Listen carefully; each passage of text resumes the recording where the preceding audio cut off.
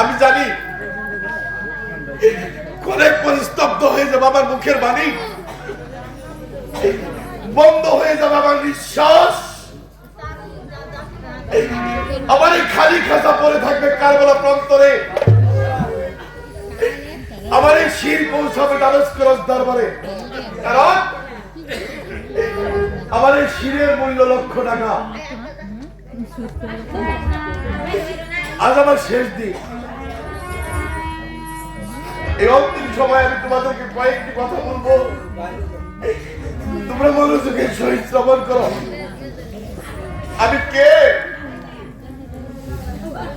কোন বংশে আমার জন্ম, কি আমার পরিচয় হয়তো তোমরা জানো না। আর যদি তোমরা জানতে তাহলে আমার বংশের বিরুদ্ধে অন্যায় অত্যাচার তোমরা করতে না। তবে আমার শেষ দিন, সংক্ষেপে আমি আমার পরিচয় দেব, তোমরা মনোযোগের সহিত শ্রবণ করো। যিনি হয়েছেন ইসলাম ধর্মের শ্রেষ্ঠ, যার কলেমা পড়ে ইসলাম ধর্মের লোক দাবি করছে আমরা খানদানি মুসলমান, যার সবাই নবী হন ইসলাম ধর্মের লোক বেহেশতে প্রবেশ করতে পারবে না, সেই হযরত মুহাম্মদ সাল্লাল্লাহু আলাইহি সাল্লামকে জানো আমার নানাদা। ইহুদি যুদ্ধে যিনি জয়লাভ করেছিলেন, শরীয়ত মারফতের আদিগুরু, যিনাকে শেরানি বলতেন, সেই হযরত আলী করমুল্লাহ আমার জন্মদাতা পিতা, নারী কুলের চূড়ামণি, যিনি হয়েছেন জগতের মা, সেই ফাতেমা জোহরা খাতুনে জান্নাত আমার গর্ভধারিণী মা। তোমরা যে দিনের আদেশে এই কারবালা যুদ্ধ করছ, সেই ভাবিয়া যার কাছ থেকে রাজ্য ভিক্ষা নিয়ে দামেস্ক সিংহাসনে বসেছিল, সেই হযরত হাসান আলাইহিস সালামকে জানো আমার দাদা। আমি কে জানো? আমিও পাক পাঞ্জাবের একজন। জীবনে একটি মিথ্যে কথা আমি বলি নেই,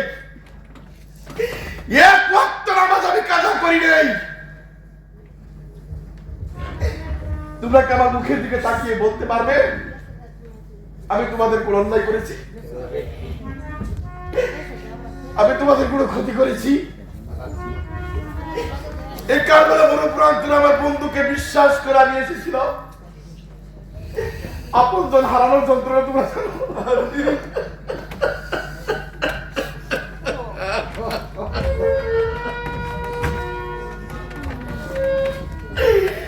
কোনদিন কি তোমরা আপনজনকে হারিয়েছ?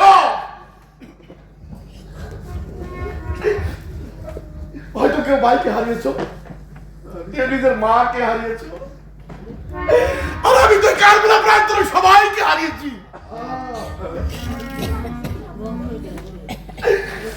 খোদা তারা আমাকে কত শক্তি দিয়েছে জানো? যে কারবালা ফুরাতের পানির জন্য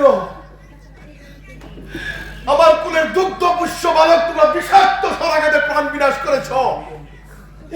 যদি একটিবার আমি ফুরাতের পানির দিকে দৃষ্টি করি, ফুরাতের পানি শুষ্ক হয়ে যাবে। যদি আমি মাটির দিকে দৃষ্টি করি, পৃথিবীতে ভূমিকম্প সৃষ্টি হবে। যদি আকাশের দিকে দৃষ্টি করি, পৃথিবীতে অগ্নিবর্ষ হবে। তোমরা যে অত্যাচার করেছ, যদি একটিবার তোমাদের দিকে আমি দৃষ্টি করি, তোমরা পুরো ছারখার হয়ে যাবে।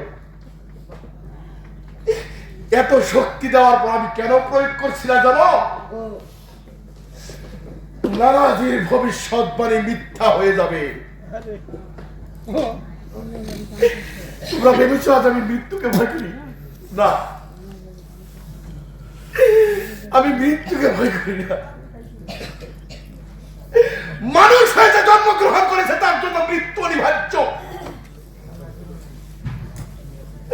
আজ হয়তো আমার দিন, কাল হয়তো তোমার। এই 2 দিনের দুনিয়া কিসের জন্য করছো? টাকা। এই পাপ টাকায় তোমার পরকাল উদ্ধার হবে না। আমি উদ্ধার করছি কেন জানো? শুধু তোমাদের জন্য। অলি, তুমি তো মুসলমান, তুমি তো মুসলমান। যদি রোজ হাসরে কাল কিয়ামতে দাঁড়া যায়, তোমাকে জিজ্ঞাসা করবো, বলি তুমি দুনিয়া হতে কি নিয়ে এসেছো? কি নিয়ে দাঁড়াবে বলো? শূন্য হাতে।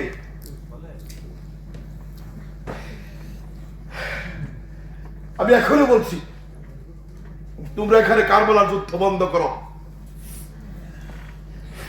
আমার হস্ত ধরে নারাজির পবিত্র কলেমা পড়ে পবিত্র দ্বীন ইসলামকে গ্রহণ করো।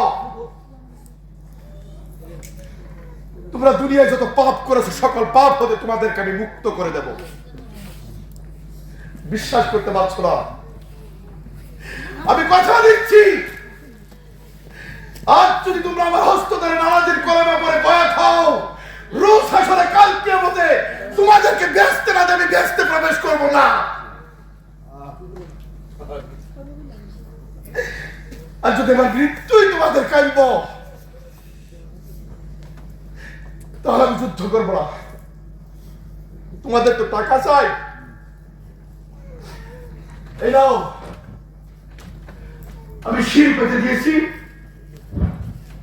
আমার শির ছেদন করে তোমরা লক্ষ টাকা পুরস্কার নিয়ে নাও। আরে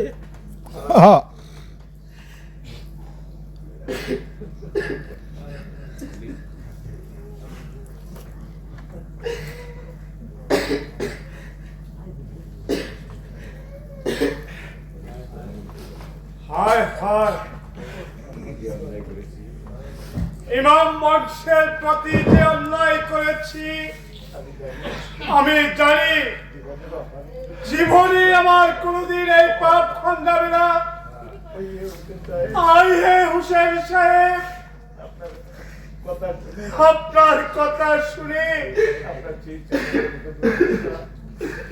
আপনার সেই সেবন করব তো দূরের কথা, এই তরবারি ফেলে দিলাম। আমি লক্ষ টাকা চাই না, আমি আপনার কাছেও যেতে পারবো না। আমি বিদায়, আমি বিদায়, আমি বিদায়।